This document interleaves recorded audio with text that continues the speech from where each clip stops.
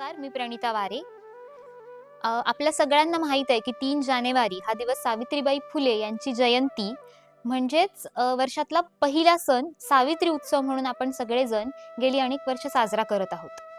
या दिवशी सावित्रीबाईंच्या कार्याबद्दलची जाणीव किंवा त्यांच्या कार्याबद्दलची कृतज्ञता व्यक्त करण्यासाठी आपण हा सण साजरा करतो आणि एक सणासाठी एक प्रतिकात्मक म्हणून दारासमोर रांगोळी काढणं, आकाशकंदील लावणं, ज्ञानाचा दिवा लावणं किंवा खायला गोडधोड करणं हे सगळं आपण करतोच.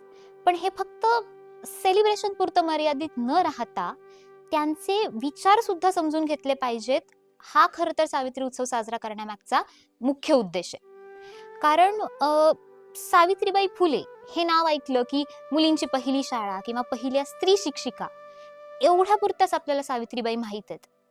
पण ह्याच्या पलीकडे जाऊन सावित्रीबाईंच्या व्यक्तिमत्वाला जे अनेक पैलू होते ते अनेक पैलू त्यांच्या साहित्यातून आणि विशेषतः त्यांच्या कवितांमधून प्रकर्षाने जाणवतात. का जाणवतात असं मला वाटतं तर ज्या काळात वाचणं, स्त्रियांनी वाचन करणं हे सुद्धा पाप मानलं जात होतं, त्या काळात त्यांनी स्वतः शिकून लिहिणं, स्वतःची अशी काहीतरी निर्मिती करणं हे किती मोठं किंवा किती क्रांतिकारी होतं असं वाटतं.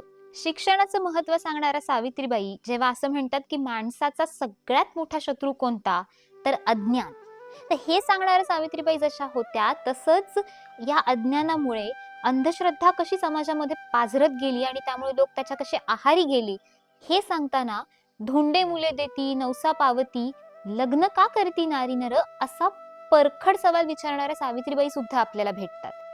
तर ह्याच अज्ञानामुळे त्या काळी शूद्रांची जी हलाखीची परिस्थिती होती ती परिस्थिती पाहून दुःखी होणाऱ्या सावित्रीबाई सुद्धा त्यांच्या कवितांमधून भेटतात. त्याचप्रमाणे ह्याच शिक्षणाच्या अभावामुळे ज्या शेतीला खरं तर एक महाराष्ट्राचा मुख्य व्यवसाय म्हणून बघितलं जात होतं, परंतु शेतकऱ्याला किंमत नाही, शेतमालाला भाव नाही, अशा परिस्थितीमध्ये ब्रह्म असे शेती अन्नधान्य देती असं सांगणाऱ्या सावित्रीबाई सुद्धा आपल्याला भेटतात. त्या काळच्या सगळ्या सामाजिक प्रश्नांवरती त्या बोलत होत्याच आणि ह्या सगळ्या परिस्थितीला जर काही उपाय असेल तर ते केवळ शिक्षण आहे हे त्या सांगत होत्या. पण त्याचबरोबर त्या केवळ तेवढ्यावर थांबल्या नाही तर तुम्ही इंग्रजी सुद्धा शिकलं पाहिजे हे सुद्धा त्या सांगत होत्या. हा तर किती काळाच्या पुढचा विचार होता असं मला वाटतं. पण त्या फक्त सामाजिक प्रश्नांवर बोलल्या का तर नाही, त्यांच्यातली जी हळवी जी निरीक्षण करणारी सावित्री होती तिने निसर्गावर सुद्धा कविता केल्या. तिने मानवी जीवन आणि निसर्गाचं नातं किती सुंदर आहे आणि आपण त्यांची सांगड घालून आपलं जीवन किती आणखी सुंदर बनवू शकतो हे सांगणाऱ्या सुद्धा कविता लिहिल्या. त्याचप्रमाणे माणूस खरं तर म्हणजे चांगला माणूस कसा असावा मग ते सांगताना तुमच्या बोलण्यात आणि तुमच्या कृतीत अंतर असू नये हे सांगताना वाचे उच्चारी तैसी क्रिया करी हे सांगणाऱ्या सावित्रीबाई भेटतात.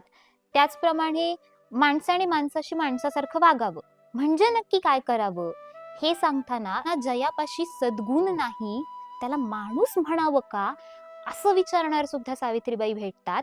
आणि मग सरते शेवटी आपल्याला जे हे इतकं सुंदर मानवी आयुष्य मिळालेलं आहे ते मानवी आयुष्य जर आणखी सुंदर बनवायचं असेल आणि आपल्या सगळ्यांना मिळून एकत्रितपणे आनंदाच्या गावाचा रस्ता शोधायचा असेल तर मग भयचिंता सारी सोडून या मानवी जीवन हे विकसूया, इतरा जगवू स्वतः जगूया असं सांगणाऱ्या सुद्धा सावित्रीबाई भेटतात. इतके अनेक वेगवेगळे पैलू त्यांच्या कवितांमधून आपल्याला बघायला मिळतात आणि म्हणूनच मला असं वाटतं की ही सावित्री फक्त मुलींची पहिली शाळा किंवा स्त्री शिक्षण एवढ्यापुरती मर्यादित न राहता हे सगळे सावित्रीबाईंचे विचार फक्त वाचून समजून घेण्यापेक्षा जाणीवेत, नेणीवेत, आचारात, विचारात आणि कृतीत सुद्धा उतरवूया आणि खऱ्या अर्थाने सावित्री समजून घेऊया आणि सावित्रीबाईंना एक कृतिशील अभिवादन करूया.